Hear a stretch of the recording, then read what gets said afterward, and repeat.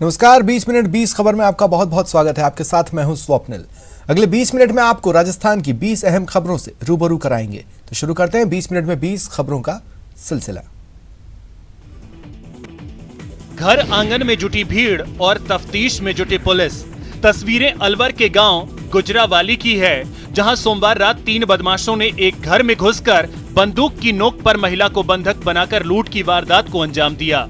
महिला को बंधक बनाकर घर में रखे लाखों रुपए के सोने चांदी के जेवरात लूट कर फरार हो गए। बंद करके दूसरे कमरे में ले जाके लोग, एक का तो खुला था, एक का मैंने खोल के उसको दिया, सब कुछ निकाल दिया। घटना की जानकारी मिलते ही मंगलवार सुबह बड़ी संख्या में लोगों की भीड़ जुट गई। सूचना पर डीएसपी मृत्युंजय मिश्रा मैं जाब्ते के साथ मौके पर पहुंचे और घटनास्थल की जानकारी ली। वहीं कमरे में 2 संदूक के ताले टूटे हुए थे और सामान इधर उधर फैला हुआ था।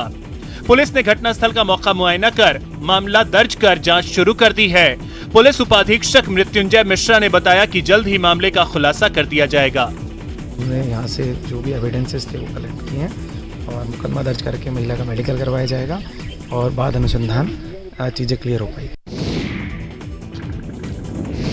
अगर हम ये कहें कि सीकर पुलिस ने चोरों के सामने सरेंडर कर दिया है तो शायद आपको यकीन नहीं हो, जबकि सच्चाई यही है। जी हाँ, सीकर के खंडेला में चोर पुलिस थाने के बाहर ही बड़ी वारदात को अंजाम दे गए। थाने के बाहर खड़ी रोडवेज बसों का डीजल चुरा ले गए। 3 बसों का 750 लीटर डीजल चोरी की खबर है। रोडवेज कर्मचारियों ने इसको लेकर पुलिस थाने में रिपोर्ट दर्ज करवा दी है। मिली जानकारी के मुताबिक सीकर से खंडेला के बीच चलने वाली रोडवेज की बसें रात को खंडेला थाने के बाहर खड़ी होती हैं। ड्राइवर ने सोमवार रात को बसों को थाने के बाहर खड़ा किया था। मंगलवार सुबह जब ड्राइवर ने बस संभाली तो 3 बस का डीजल टैंक पूरी तरह से खाली मिला। ड्राइवर और कंडक्टर की माने तो इनको सोमवार रात ही डीजल भरवा कर यहाँ खड़ा किया गया था। लगभग यहाँ 4-5 गाड़ियाँ रुकी, तो रात शाम को करीब 8-9 बजे गाड़ियाँ यहाँ की रुकी और ड्राइवर साहब ने यहाँ पे लगा के सोने के लिए कमरे पे चले गए। जब सुबह वो आए तो लगभग 3 गाड़ियों में डीजल चोरी मिला। गाड़ी की टंकी फुल थी। तीनों गाड़ियों में शाम को करा के लाए थे। एक गाड़ी में करीबन 250 लीटर तेल था, तीनों गाड़ियों में 750 लीटर तेल के समथिंग था। धौलपुर जिले के गढ़ी चटोला गांव में मंगलवार सुबह घर और खेत के रास्ते के विवाद को लेकर झगड़ा हो गया। एक ही परिवार के 2 पक्षों के बीच हुए इस झगड़े के बाद लाठी भाटा जंग हो गई, जिसमें एक पक्ष के 4 लोग गंभीर रूप से घायल हो गए, जिन्हें इलाज के लिए सेपऊ चिकित्सालय ले जाया गया, जहां से घायलों को जिला चिकित्सालय रेफर किया गया। घायल हुबलाल ने बताया कि उसके खेत और घर के रास्ते को चचेरे भाई होतम कुशवाहा ने बंद कर दिया था। घर और खेत के रास्ते को खोलने की बात को लेकर मंगलवार सुबह दोनों चचेरे भाइयों में आपस में विवाद हुआ। विवाद के बाद होतम के आधा दर्जन से ज्यादा लोगों ने लाठी और पत्थरों से उस पर हमला बोल दिया। इससे न सिर्फ हुबलाल बल्कि उसके दोनों बेटे भी घायल हो गए। इन्हें जिला चिकित्सालय में रेफर किया गया है।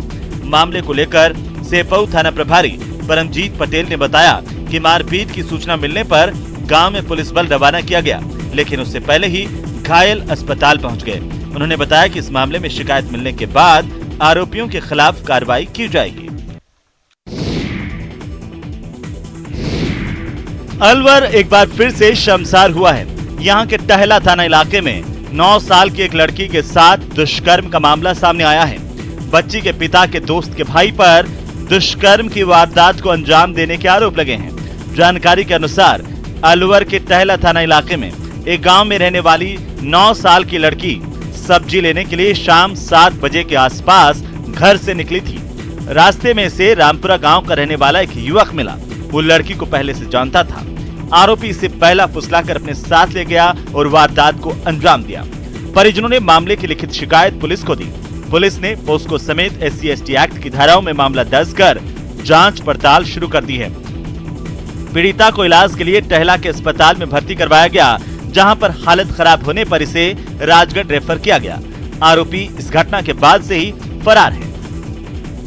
देखिए, अलवर के एक थाने इलाके में एक मुकदमा दर्ज हुआ है, जिसमें एक 9 वर्षीय बालिका के साथ दुष्कर्म का आरोप है। जिसमें तुरंत एफआईआर दर्ज करके deputy SP SC/ST cell Hari Singh घायल के द्वारा अनुसंधान शुरू किया जा चुका है। आधी रात का सन्नाटा और लपटों की विनाश लीला। तस्वीरें सन सिटी जोधपुर की हैं। बासनी इंडस्ट्रियल इलाके में एक हैंडीक्राफ्ट फैक्ट्री में अचानक आग लग गई।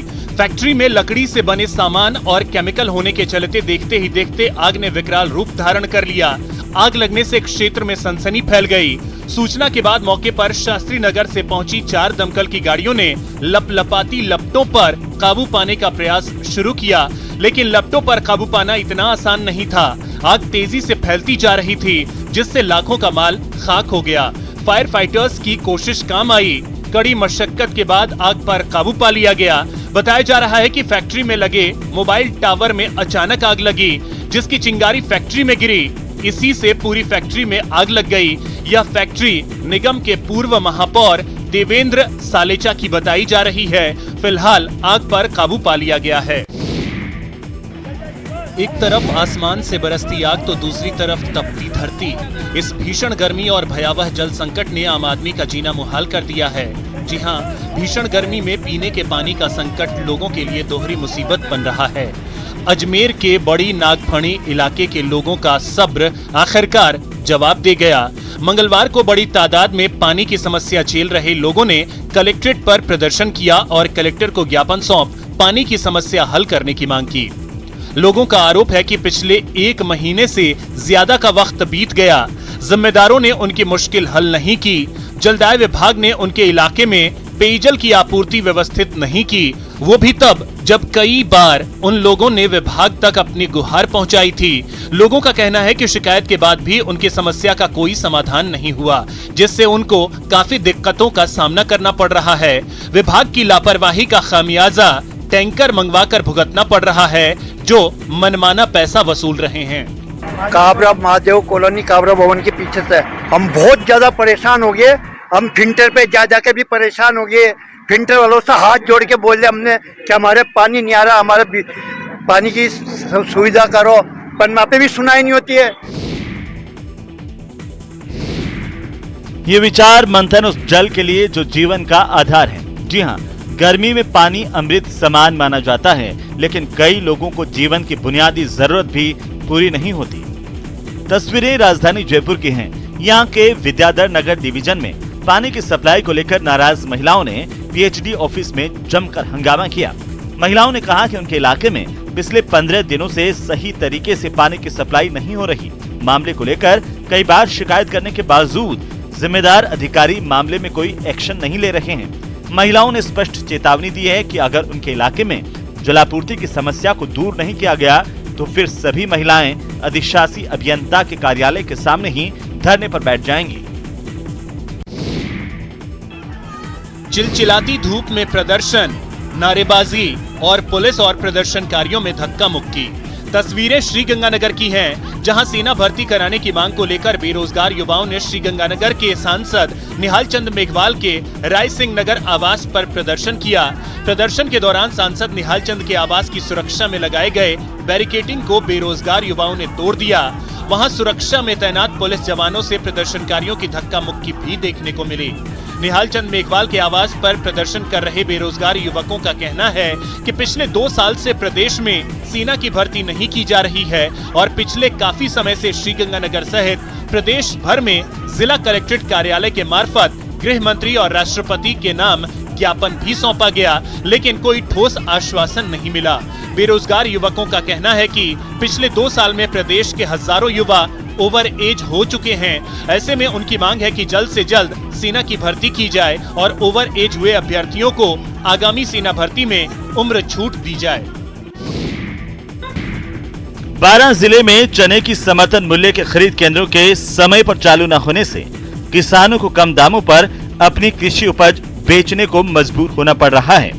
किसान समर्थन मूल्य से 1000 रुपए प्रति क्विंटल तक कम दामों पर चना बाजारों में बेचने को मजबूर हैं। पैसे की जरूरत है, बेचनी पड़ेगा, कांटा लग नहीं रहा। यहाँ 42-43 में बेच रहे हैं, कांटे की रेट है 5200। पंचायत समिति भी कांटे का नंबर नहीं आ रहा साहब, मंडी में लाना पड़ रहा है, परेशानी आ रही है बहुत। किसानों का आरोप है कि सरकार ने पर्याप्त संख्या में समर्थन मूल्य पर खरीद केंद्र शुरू नहीं किए। 1 अप्रैल से जिले में 1 दर्जन कांटे शुरू होने थे, वहीं आज तक भी जिले में मात्र 3 कांटे ही शुरू हुए हैं। वहीं कुछ किसानों का कहना है कि समर्थन मूल्य के कांटों पर तुलाई के लिए टोकन और रजिस्ट्रेशन की प्रक्रिया बेहद ही जटिल है। मंडी में तो अभी तक 4300 से ऊपर नहीं जा रहा चना, 4300 नीचे 2, 5, 10 रुपए ऊपर जा रहा है, और बाकी जो कैलवाड़ा क्षेत्र में अभी तक कांटा नहीं लगा है। ज्ञानवापी मस्जिद के परिसर में शिवलिंग मिलने के दावे के बाद पूरे देश में हिंदू समाज में खुशी का माहौल दिखा है, तो संत समाज भी खुशी मना रहा है।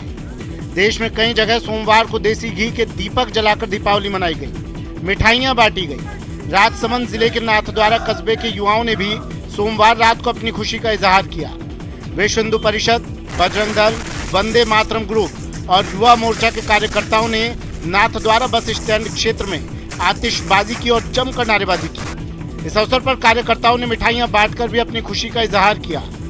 जिला धर्माचार्य गोपाल जोशी ने बताया कि करीब 350 साल से काशी विश्वनाथ में दबे विश्वेश्वर महादेव का सच दुनिया के सामने आ गया है। ऐसे में मुस्लिम समुदाय के लोगों को भी इस सच को स्वीकार करते हुए इसे मंदिर के लिए छोड़ देना चाहिए, क्योंकि सत्य अभी सभी के सामने है। ऐसे में उन्हें भी इसे स्वीकार करना चाहिए। सत्य की विजय हुई है। आग्रह है कि मुस्लिम समाज से भी वही कि सत्य को स्वतः ही स्वीकार ले अच्छा है, नहीं तो सत्य तो पूर्ण सत्य होता ही है। आप उसको प्रतिक्रिया से स्वीकारें या क्रिया से स्वीकारें। और सभी देशवासियों को और नगर वासियों को काशी विश्वनाथ की बधाई है सत्य की। डिप्रेशन फ्री यूथ और क्लीन इंडिया के उद्देश्य के साथ कश्मीर से कन्याकुमारी तक पैदल यात्रा पर निकले 2 दोस्त टोंक पहुंचे, जहां सोशल मीडिया प्लेटफॉर्म के जरिए उनके संपर्क में आए अभिषेक खंडेलवाल ने उनका गर्मजोशी के साथ स्वागत किया। मिली जानकारी के मुताबिक अब तक कश्मीर से कन्याकुमारी तक पैदल यात्रा पर निकले दिल्ली के 2 दोस्त राहुल राजपूत और राहुल सिंह यात्रा के 69वें दिन टोंक पहुंचे थे और रात्रि विश्राम के बाद सोमवार देर रात अपनी मंजिल की ओर रवाना हो गए। दोनों दोस्तों का कहना है कि युवाओं में बढ़ते डिप्रेशन और उससे होने वाली आत्महत्याओं की घटनाओं को देखते हुए उन्होंने इस यात्रा को शुरू किया। राहुल राजपूत ने बताया कि यात्रा के दौरान उन्हें अलग अलग तरह के लोग मिले और इस दौरान अलग अलग तरह के अनुभव समेटे वो आगे चलते रहे। टोंक पहुंचने से पहले वो सोशल मीडिया प्लेटफॉर्म पर टोंक वाले ग्रुप के जरिए अभिषेक के संपर्क में आए और उन्हें यात्रा की जानकारी दी। मुश्किल सफर में दोनों दोस्तों का 2 बार टेंट भी चोरी हो चुका है, तो कहीं उन्हें भूखे ही सफर जारी रखना पड़ा। राजस्थान की राजधानी जयपुर में भी इन्हें रुकने के लिए जगह नहीं मिली, तो नवाबों के नगर टोंक में अपने स्वागत से वे अभिभूत नजर आए। सफर ऐसा है कि हमारा ये सफर कन्याकुमारी का लास्ट है और 4000 किलोमीटर अप्रोक्स है। हमने 7 मार्च को स्टार्ट करी थी और अपन को ये टाइम हो गया 69 डेज हो गए। अजमेर के किशनगढ़ से निर्दलीय विधायक सुरेश टांक एक बार फिर अपने सामाजिक सरोकार से जुड़े कार्यों के चलते सुर्खियों में हैं। निर्दलीय विधायक सुरेश टांक ने बुहारू गांव की 2 सगी बहनों ज्योति और श्रीदेवी मौर्य का निजी खर्चे पर विवाह करवाया। शादी में पिता की भूमिका भी विधायक सुरेश टांक ने खुद ही निभाई। टांक ने ही बाकायदा पूरी शादी समारोह की व्यवस्था की और विवाह का पूरा खर्च भी खुद ही वहन किया। शादी में सैकड़ों की संख्या में लोगों को भी बुलाया गया, जो विधायक के अनुकरणीय प्रयास के गवाह बने।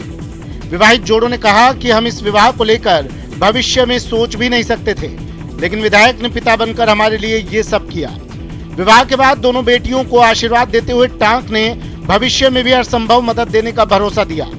मैंने इनको कहा भाई तुम्हें कुछ नहीं करना है, जो भी मेरी श्रद्धा होगी ये मेरे निजी उससे करूँगा। मैं पहली शादी दोनों तुम्हारी, और उसके बाद जीवन में जितना मौका मिलेगा मुझे उतना मैं करूँगा। पर ये दोनों शादियों में भी लोगों ने मेरे को बहुत सहयोग करने का प्रयास किया है और मुझे बहुत अच्छा लगा कि मेरे किशनगढ़ के लोगों का मन बहुत मजबूत है और ऐसे पुनीत कार्यों में आगे बढ़ के आना चाहते हैं। उत्तर पश्चिम रेलवे यात्रियों के सफर को आसान बनाने के साथ साथ सुरक्षित बनाने पर भी लगातार काम कर रहा है। NWR के दावे के मुताबिक ऐसे तमाम आधुनिक संसाधनों का इस्तेमाल किया जा रहा है जो यात्रियों को सफर के दौरान ज्यादा से ज्यादा सुरक्षा दे सके। इसी कड़ी में आधुनिक सिग्नल प्रणाली से रेल संचालन को जोड़ा जा रहा है, जिसकी वजह से ट्रैक पर रेलों का दौड़ना पहले से ज्यादा सुरक्षित हुआ है। उत्तर पश्चिम रेलवे की माने तो पिछले 1 साल में आधुनिक तकनीक के सहारे यात्रियों के सफर को आसान बनाने के साथ साथ सुरक्षित भी बनाया गया है। यात्रा को सुरक्षित बनाने के लिए सहारा लिया गया है आधुनिक सिग्नल प्रणाली का। पिछले 1 साल में 30 रेलवे स्टेशनों पर इलेक्ट्रॉनिक इंटरलॉक लगाए गए हैं। ऐसा करना इसलिए भी जरूरी था कि पिछले 2 सालों में रेलों की औसत रफ्तार बढ़ाई गई है। पटरी पर तेज दौड़ती रेलों को दुर्घटना से रोकने के लिए इलेक्ट्रॉनिक इंटरलॉक और सिग्नल प्रणाली का दुरुस्त होना बेहद जरूरी है। तो सर्वाधिक उत्तर पश्चिम रेलवे पर 30 इलेक्ट्रॉनिक इंटरलॉकिंग की स्थापना की गई है। ये इलेक्ट्रॉनिक इंटरलॉकिंग स्टेशनों पे किए जाते हैं ताकि इस संरक्षण को बढ़ावा मिल सके। गर्मी में पानी अमृत समान माना जाता है। मनुष्य को प्यास लगती है तो वह कहीं भी मांग कर पी लेता है, लेकिन मूक पशु पक्षियों को प्यास में तड़पना पड़ता है। हालांकि जब वे प्यासे होते हैं तो घरों के सामने दरवाजे पर आकर खड़े हो जाते हैं। कुछ लोग पानी पिला देते हैं तो कुछ लोग भगा भी देते हैं।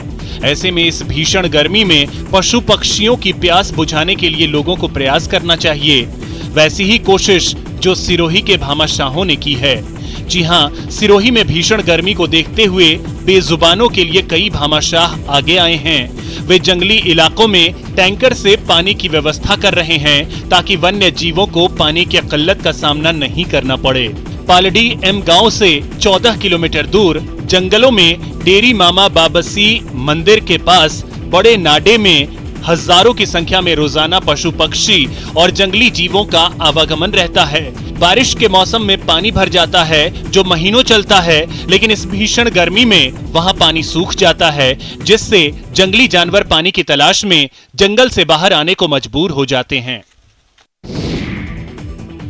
टेंट लगाए जा रहे, भोजन की व्यवस्था की जा रही है और जमकर नाच गाना हो रहा है। तस्वीरें चूरू की हैं। तारानगर तहसील के गांव खरतवास में पर्यावरण बचाने का संदेश देने के लिए 2 वृक्षों की शादी करवाई गई।